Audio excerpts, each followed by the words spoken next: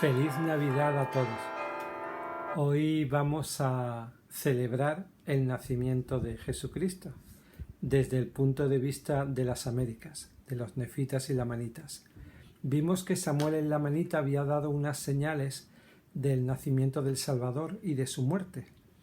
Las del nacimiento eran que habría un día, una noche sin oscuridad, como si fuera de día, y el día siguiente, un día normal, y ese día siguiente sería el día en el que nacería el Salvador.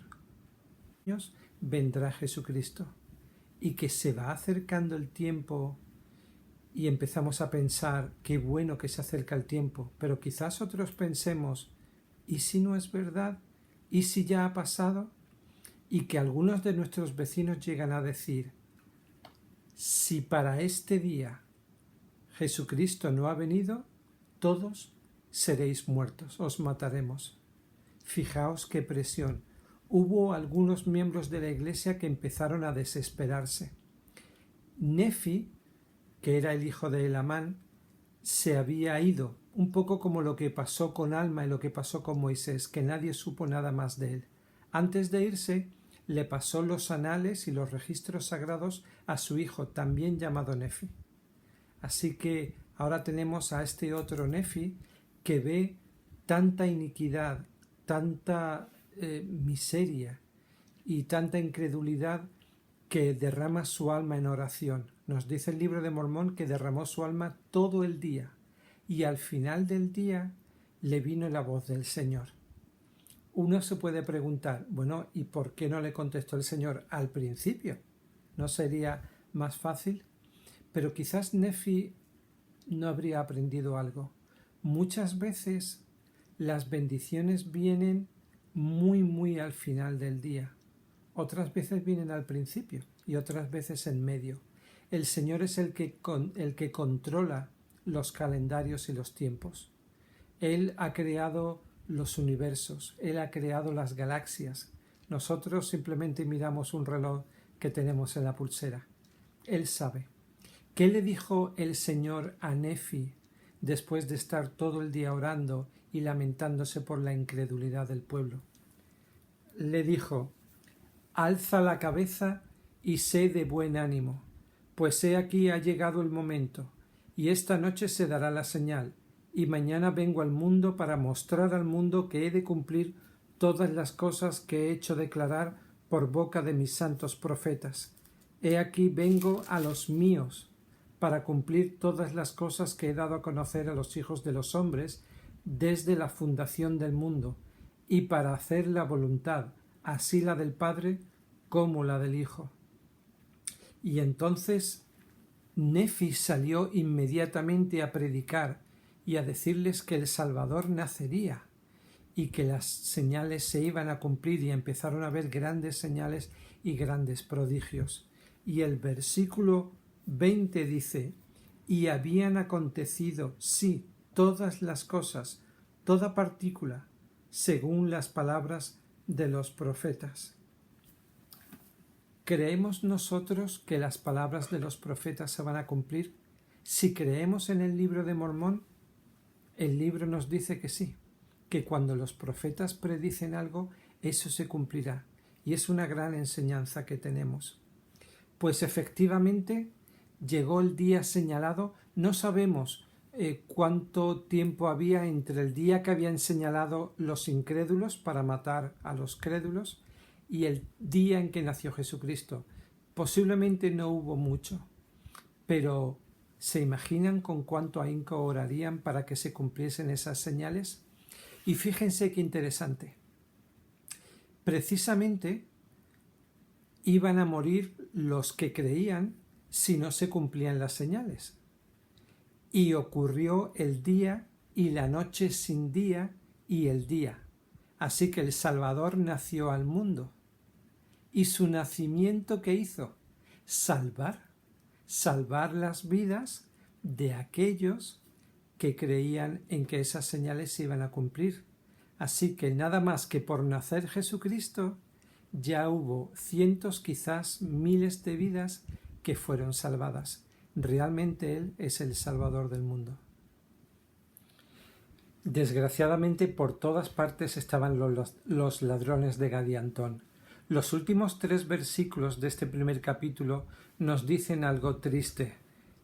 En el versículo 29 se nos dice que estos ladrones de Gadiantón y muchos disidentes que se fueron de entre los nefitas a unirse con ellos, dice el 29, y también hubo causa de mucha tristeza entre los lamanitas, porque he aquí tenían muchos hijos que crecieron y aumentaron en años hasta actuar por sí mismos, y unos que eran zoramitas los indujeron con sus mentiras y sus palabras aduladoras a unirse a esos ladrones de Gadiantón, y así fueron afligidos también los lamanitas, y empezaron a decaer en cuanto a su fe y rectitud por causa de la iniquidad de la nueva generación.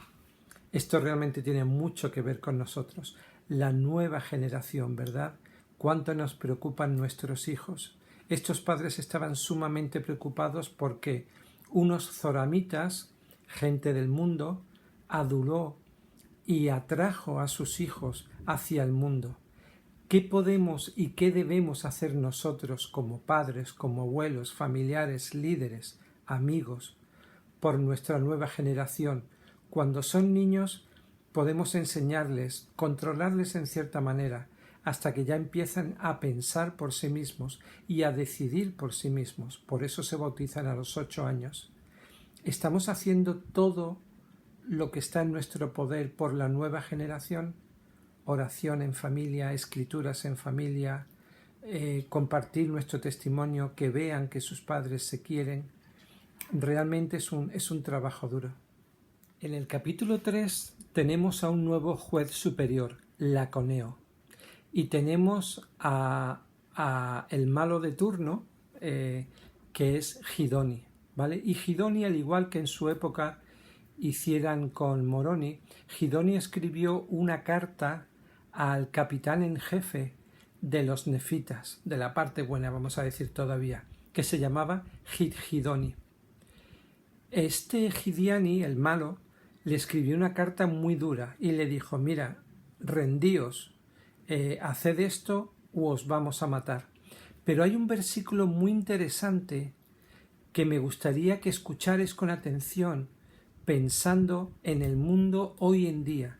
¿Qué es lo que nos dice el mundo hoy en día? Escuchando este versículo. O en otros términos, someteos y uníos a nosotros, y familiarizaos con nuestras obras secretas, y convertíos en hermanos nuestros, para que seáis iguales a nosotros, no nuestros esclavos, sino nuestros hermanos, y consocios de toda nuestra sustancia. ¿No es lo que nos dice el mundo hoy en día? Oye, sed como nosotros. Queremos que seáis iguales a nosotros y compartiremos con vosotros todo lo que tenemos. Pero es que lo que tiene el mundo no nos interesa. Esa es la clave. ¿Cuál fue la respuesta del recipiente de la carta, de la epístola? Dice el versículo 12: mas he aquí este Laconeo, el gobernador, era un hombre justo, y no se amedrentó por las amenazas y demandas de un ladrón.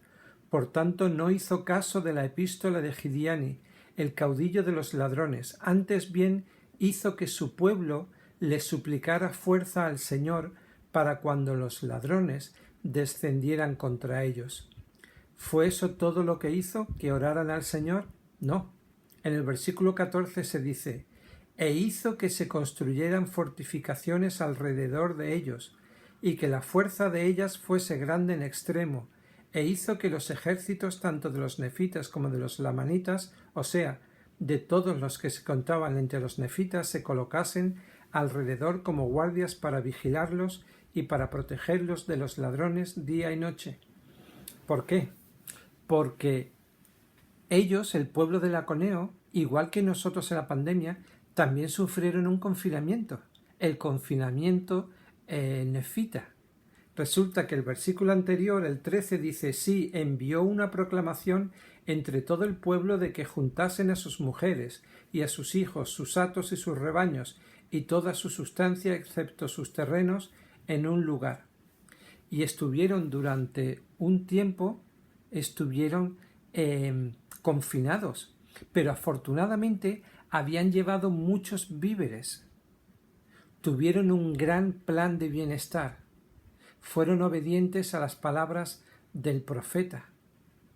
Y cuando estuvieron allí confinados durante mucho tiempo, los ladrones de Gadiantón intentaron destruirlos. ¿Y saben qué pasó? Que los nefitas y los lamanitas, que ahora se llamaban todos nefitas, los buenos, lo dejaron todo arrasado. No dejaron cultivos, no dejaron animales, no dejaron nada. Y ellos tenían suficiente para proveerse. Pero los ladrones de Gadiantón se morían de hambre. ¿Por qué? Porque no obedecían la palabra del Señor, no tenían un plan de bienestar, no hacían las cosas correctas. Hemos visto ahora la importancia de seguir al profeta en este tiempo de pandemia. Vemos que estos hermanos fueron confinados. Nosotros hemos tenido que tirar de comida muchas veces sin poder ir a comprar. Ha habido escasez de alimentos, de utensilios, de accesorios. Durante mucho tiempo se habló del papel higiénico que faltaba por todas partes. Tenemos que ser sabios y seguir el consejo del profeta. Qué importante es estar unidos, ¿verdad? Uno solo puede que no sea muy fuerte, puede que sea débil. Pero cuando somos muchos es más difícil rompernos. A pesar de la pandemia y de que no podemos reunirnos físicamente todavía, hay muchas maneras de estar unidos. En la unidad está la fortaleza. Hay maneras de compartir el testimonio, de ministrar unos con otros. Es importante que no tengamos miedo a los gidonis de nuestra vida, que no tengamos miedo a Satanás. Satanás tiene tanto poder como nosotros le permitamos. La barca más pequeña puede flotar dentro de un océano a pesar de todo el agua que hay, sin que le entre agua dentro. Nosotros tenemos que ser una luz en la oscuridad. No le tengamos miedo a Satanás. Tenemos que hacer cosas con la generación, con la nueva generación. Leamos las liaonas, sobre todo los discursos del presidente Nelson sobre la juventud. Estemos pendientes del nuevo programa para niños y juventud. Veamos en qué podemos ayudarles. Seamos pacientes y caritativos y ministrantes con los padres de jóvenes y de niños. Es una tarea increíble la de los líderes de primaria y maestros y de jóvenes. Os quiero testificar de la importancia de leer las Escrituras, la importancia de creer en el profeta. Él nos ha enseñado muchísimas cosas. Vayamos a las liaonas, vayamos a la página de la Iglesia y veamos lo que nos ha enseñado. Leamos individualmente y en familia la última proclamación sobre la restauración de la Iglesia en el Bicentenario. Os testifico del presidente Nelson como el profeta viviente del Dios viviente. Él es el portavoz del Señor. Os testifico de la Iglesia de Jesucristo y os testifico de Jesucristo. En su nombre, amén.